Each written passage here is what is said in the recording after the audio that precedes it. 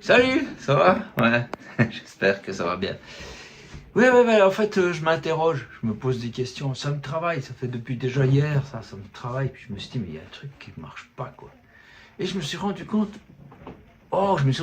que j'en ai fait une BD une fois. Je vais vous la montrer.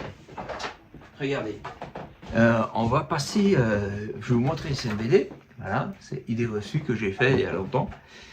Et, hey monsieur, vous êtes assis sur une bombe. Face à cette cuisante réflexion, observons trois attitudes possibles. Voilà, celle du croyant, c'est dire le croyant, celle du non pratiquant, tu vois, celle du non pratiquant. Et il dit ben moi je crois pas, c'est pas vrai, et donc il saute, c'est cohérent, c'est cohérent. S'il n'y croit pas, il n'a pas besoin de fuir. Il se dit, ouais, c'est des conneries, tout ça. Voilà. Ça, c'est celle du non-croyant. Et celle du croyant, hein, on lui dit, il y a une bande, il s'en va. Ça explose, puis il fait ouf, quoi, tu vois. tu vois le truc. Mais alors, celle que je comprends pas, c'est celle du croyant non pratiquant. C'est ça, c'est pas normal. Et il est sur une bombe, tu vois, il est assis là, puis il dit oui, je sais, oui mon ami, je suis informé. Puis il explose, là, tu vois. Alors vous vous dites, ah oui c'est vrai, c'est pas quoi. Mais je vais vous lire un truc. Peut-être ça va vous aider à voir les choses. Mais un texte qui est très connu, tu vois, c'est Jean 3,16. C'est très connu dans le milieu chrétien. Et puis c'est une super bonne nouvelle. Je vais vous la lire, hein, si jamais vous ne connaissiez pas la bonne nouvelle, que vous le sachiez. Car Dieu a tant aimé le monde qu'il a donné son Fils unique, afin que tout homme qui croit en lui ne meure pas, mais qu'il ait la vie éternelle. Hein, c'est dans la Bible. Hein, voilà. Et qu'il ait la vie éternelle. C'est une super nouvelle. Il a donné son Fils, Jésus-Christ, à la croix, prend nos fautes. Et en fait, on ne passe pas en jugement parce que nos fautes ne sont plus là, parce qu'il les a effacées. Hein, regardez, la bonne nouvelle continue, c'est au verset 17. Dieu n'a pas envoyé son Fils dans le monde pour condamner le monde. Ça, c'est une bonne nouvelle. Mais pour que le monde reçoive le salut par lui. Ah, c'est extraordinaire. Attendez, ça continue. Celui qui croit au Fils n'est pas condamné. Mais celui qui ne croit pas est déjà condamné, parce qu'il n'a pas cru au Fils unique de Dieu. Et voici d'où vient la condamnation. La lumière est venue dans le monde, mais les hommes aiment mieux l'obscurité que la lumière, parce qu'ils agissent mal.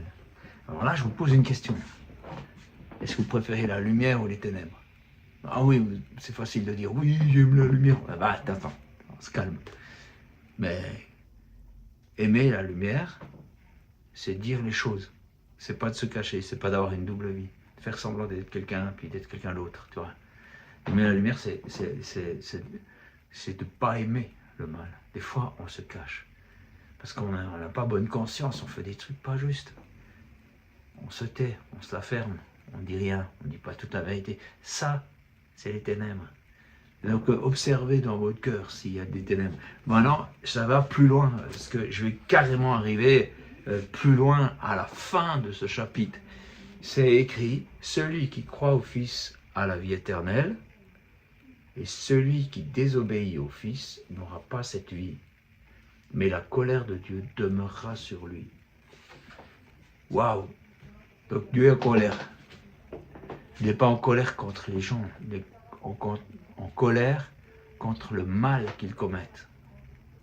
Quand il se passe des injustices, vous avez tort de penser que Dieu est indifférent. Ça le met en colère. Et cette colère, elle vient sur ce qui a été fait de mal. Mais le problème, c'est que ce qui a été fait de mal est collé aux gens. Et les gens se la ramassent en même temps. Ils se ramassent la juste colère. Mais Dieu aime les gens. C'est pour ça qu'il a envoyé son Fils, pour que les gens puissent être libérés. Maintenant, face à cette vérité-là, je trouve que c'est vraiment un message qu'il faut donner, qu'il faut partager. C'est le message de Jésus. Il faut le partager, il faut dire aux gens qu'il y a la possibilité d'être libérés, mais il faut aussi leur dire qu'il y a une colère sur eux, sur ce qui a été fait. Dieu aime les gens, mais ce qu'ils ont fait est grave. Et vous avez tort de penser, ouais, mais moi j'ai tué personne, tout ça. La sainteté de Dieu, c'est quelque chose de ouf, quoi. Il ne supporte pas le mal. Ça pue pour lui, le mal. Oui, le problème, c'est qu'on travestit le mal, puis on dit, oh non, mais c'est pas grave, enfin tout ça, tu vois. Mais Dieu ne le traversit pas, il joue pas le jeu de ça. Son cœur est droit, il est intègre, il est comme le regard d'un enfant. D'un enfant qui vient de naître, qui est encore tout petit. Il voit les choses vraiment. Il n'a pas cet arrière-plan culturel de se dire oui, mais c'est pas vraiment faire du mal que de tricher un petit peu. La droiture, comment j'aimerais vous dire, ça c'est une partie de ce que je voulais dire, mais ce qui me choque le plus, c'est de voir combien ceux qui croient ne partagent pas cette nouvelle. Ils voient bien que la majorité de leurs collègues, du monde autour d'eux, va être très mal. Et que quelque part, même si certains se donnent des apparences, au fond d'eux, ils sont seuls. Parce qu'ils ont besoin de Dieu, bien sûr, c'est évident. On a tous besoin de notre Créateur. Mais ils ne partagent pas ce qu'ils ont trouvé. C'est parce qu'il y a quand même marqué qu'il y a quelque chose qui se passe mal dans cette histoire. C'est que si tu ne te retournes pas vers le Seigneur, ben, ça se passe mal pour toi. Et si on ne le partage pas, ça, il faut le partager. Je ne sais pas, je ne comprends pas. Il y a un truc que je ne comprends pas. Moi, j'essaye de partager de Dieu à travers mes bandes dessinées, à travers mes spectacles, mes vidéos, plein de choses. J'essaye, parce que je me dis que c'est important. Je me dis que c'est important, parce que les gens ont besoin de Dieu. Et que si je dis rien, eh ben, peut-être qu'ils m'en voudront un jour de n'avoir rien dit. Parce qu'il y a la colère sur eux. Il faut qu'ils se séparent de leurs œuvres, de leurs péchés. Mais pour se séparer, il faut le donner à Dieu, il faut changer de vie, tout ça. Et moi, ce que je ne comprends pas, c'est notre nonchalance. On est là, puis on se dit, oui, ben voilà, chacun croit ce qu'il veut. Oui, chacun croit ce qu'il veut, il n'y a pas de problème. Je ne veux pas imposer une croyance, mais je me dis, si tu crois vraiment ce que Jésus a dit, tu ne peux pas ne rien dire. Tu ne peux pas ne pas partager. Ce n'est pas une question de connaissance de sa tête, c'est une question de lumière, les amis. Il faut que vous brillez. Vous ne pouvez pas briller juste pour vous, entre croyants.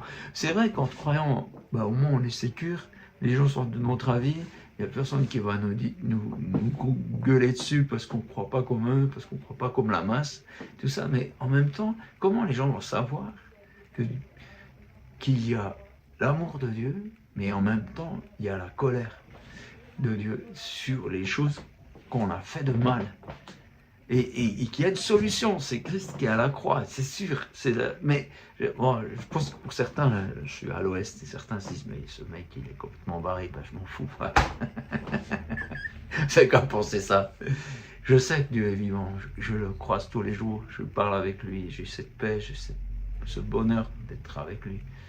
Mais en même temps, je me dis, mais je ne peux pas garder ça pour moi, je ne peux pas simplement vivre bien, heureux, au milieu de mes plans, de mon jardin, de ma belle vie, de ma vie d'artiste. Il faut qu'on le partage. C'est non-assistance à personne en danger. Je ne comprends pas. Ou bien est-ce que les gens ne parlent pas de leur foi, de ce qu'ils croient, parce qu'ils n'y croient pas vraiment, en fait.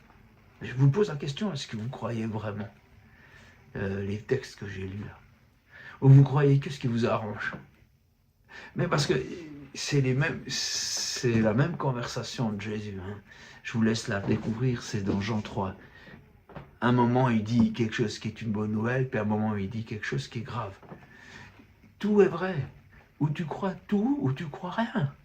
Mais tu ne peux pas dire, ouais, ben, je décide de croire si. Il faut croire en ce que Dieu dit. Et il y a vraiment une remise en question à faire, à vivre.